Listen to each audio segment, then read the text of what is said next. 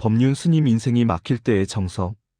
인생이 막혔다고 느낄 때 많은 사람들은 길이 완전히 사라졌다고 생각합니다. 앞으로도 뒤로도 움직일 수 없는 깜깜한 상태처럼 느껴지기 때문입니다. 마치 사방이 높은 벽으로 둘러싸인 좁은 방에 갇힌 것 같은 답답함이 온몸을 짓누릅니다. 그러나 가만히 살펴보면 길이 없어진 것이 아니라 우리의 마음이 한 방향에만 고정되어 있는 경우가 많습니다. 우리는 이미 다른 방향을 보지 않겠다고 먼저 마음의 문을 닫아버렸기 때문입니다. 마음이 닫혀 있으면 아무리 넓은 세상도 보이지 않습니다. 부처님은 깊은 가르침으로 괴로움은 상황 자체가 아니라 그 상황을 바라보는 마음에서 생긴다고 하셨습니다. 이것은 매우 중요한 깨달음입니다. 같은 일을 겪어도 어떤 사람은 그것으로 무너지고 어떤 사람은 그것으로부터 배우는 이유가 바로 여기에 있습니다. 같은 어둠 속에서도 누군가는 절망하고 누군가는 빛을 찾습니다. 그것은 마음의 방향이 다르기 때문입니다. 우리는 인생이 막혔다고 느낄 때 지금의 상태를 너무 빨리 실패라는 이름으로 단정해버립니다. 그 순간 우리의 마음은 자책과 좌절로 가득 차고 마음의 문은 더욱 좁혀집니다. 우리는 이 상태를 영원한 실패라고 여기며 스스로를 가두어 버립니다. 하지만 이 단정이야말로 우리를 가장 깊은 어둠으로 이끌어갑니다. 사실 삶의 흐름은 늘 같은 방식으로만 흘러가지 않습니다.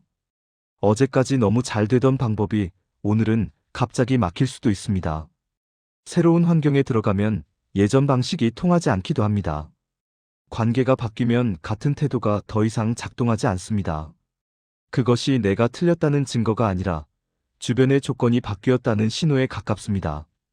세상은 항상 변하고 있는데 우리만 과거에 머물러 있는 것입니다. 조건이 바뀌었는데도 예전 방식만 고집하면 마음은 점점 더 답답해지고 갇혀집니다. 이때 가장 먼저 올라오는 것이 조급함입니다. 빨리 이 상황에서 빠져나가야 한다는 마음이 생겨나고 그 조급함이 우리의 판단을 흐립니다. 우리는 서두를수록 더욱 쉬운 답을 찾으려 하고 빠른 결론에 매달리게 됩니다. 마치 빨리 움직이면 문제가 해결될 것처럼 말입니다. 하지만 부처님은 오히려 급한 마음일수록 멈추어 살피라고 하셨습니다. 멈춤은 포기가 아니라 정돈입니다. 잠시 서 있는 시간은 뒤로 가는 것이 아니라 방향을 다시 묻는 귀한 시간입니다. 조용히 앉아 숨을 고르고 현재를 관찰하는 것입니다. 인생이 막힌 시기에는 주변의 남의 삶이 유독 더 또렷해 보입니다. 누군가는 잘 나가는 것 같고 누군가는 앞서가는 것처럼 느껴집니다. 소셜미디어에서 흘러나오는 남들의 성공담과 화려한 살들이 눈에 들어옵니다. 그 순간 우리의 마음은 비교로 기울어집니다. 비교의 함정에 빠져 자신의 현재 상태에 더욱 절망하게 됩니다. 그러나 비교는 언제나 나를 가장 불리한 자리에 세웁니다.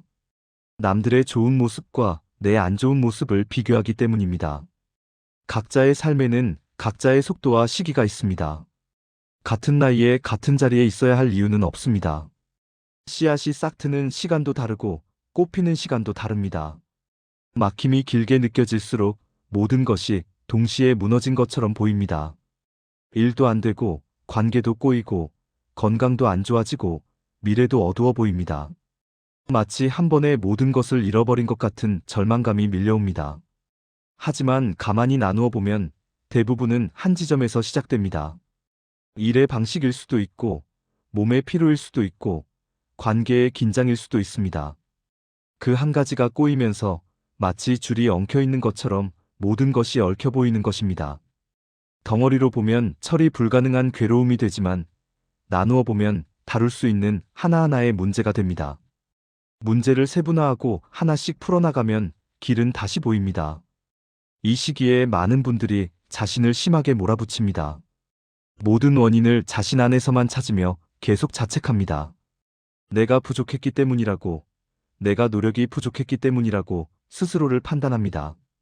마음이 더욱 무거워지고 자신에 대한 신뢰가 무너집니다. 그러나 부처님은 책임과 자책을 분명히 구분하셨습니다.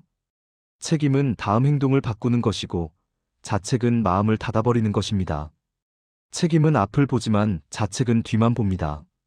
책임은 성장으로 이어지지만 자책은 더 깊은 좌절로 이어집니다. 바꿀 수 있는 것은 바꾸고 이미 지나간 것은 용서하고 놓아야 합니다. 막힌 인생에는 종종 관계의 문제가 복잡하게 얽혀 있습니다. 가족 관계의 불화일 수도 있고, 친구와의 멀어짐일 수도 있고, 직장의 대인관계 충돌일 수도 있습니다. 우리는 이미 역할이 끝난 인연을 계속 붙잡고 있지는 않은지 깊이 돌아볼 필요가 있습니다. 어쩌면 더는 우리 곁에 있어서는 안 되는 사람을 억지로 붙들고 있지는 않을까요? 인연은 머물다 떠나는 성질을 가집니다. 이것은 자연의 법칙입니다. 꽃이 피었다 지고, 계절이 바뀌고, 달이 차고 기우는 것처럼 말입니다. 떠남이 실패도 아니고 잘못도 아닙니다. 흐름을 거스르지 않고 자연스럽게 놓아줄 때 우리의 마음도 함께 풀립니다. 억지로 붙잡지 않을 때 진정한 자유가 옵니다. 이때 몸을 살피는 일도 매우 중요합니다. 많은 사람들이 마음의 문제만 생각하지만 몸과 마음은 따로 움직이지 않습니다. 그들은 하나의 통일된 존재입니다. 잠이 흐트러지고 숨이 가쁘고 몸이 무거울 때는 마음도 바른 판단을 하기 어렵습니다. 생각이 부정적이 되고 작은 일도 크게 느껴집니다. 아주 작은 생활의 회복이 생각의 길을 넓혀줍니다. 아침에 잠깐 걷는 것, 햇빛을 마주하는 것, 따뜻한 물로 몸을 씻는 것, 제때 먹는 것, 깊게 숨 쉬는 것 같은 사소한 일부터 다시 시작해도 충분합니다. 작은 변화가 모여 큰 변화를 만듭니다. 몸이 풀리면 마음도 함께 풀립니다. 인생이 막혔을 때 많은 사람들은 그 의미를 당장 찾으려고 합니다. 왜 이런 일이 생겼는지, 무엇을 배우라는 것인지 즉각적인 답을 서두릅니다. 마치 막힘이 반드시 어떤 메시지를 담고 있을 거라고 생각합니다. 하지만 모든 일에 즉각적인 의미가 붙는 것은 아닙니다. 어떤 일은 시간이 지나서야 다른 얼굴로 다가옵니다. 지금은 그냥 일어나고 있는 과정일 수도 있습니다. 의미는 나중에 천천히 발견해도 괜찮습니다. 이 시기에 혼자 견디지 않아도 됩니다. 많은 사람들이 스스로를 강해야 한다고 압박합니다. 혼자 모든 것을 감당해야 한다고 생각합니다. 하지만 부처님은 홀로 모든 것을 감당하려 하지 말라고 하셨습니다. 의지할 줄 아는 것도 큰 지혜입니다. 누군가에게 말하는 것이 약함이 아니라 용기입니다. 한 사람에게만 조심스럽게 마음을 열어도 충분합니다. 말하는 순간 막힌 길의 한쪽이 열립니다.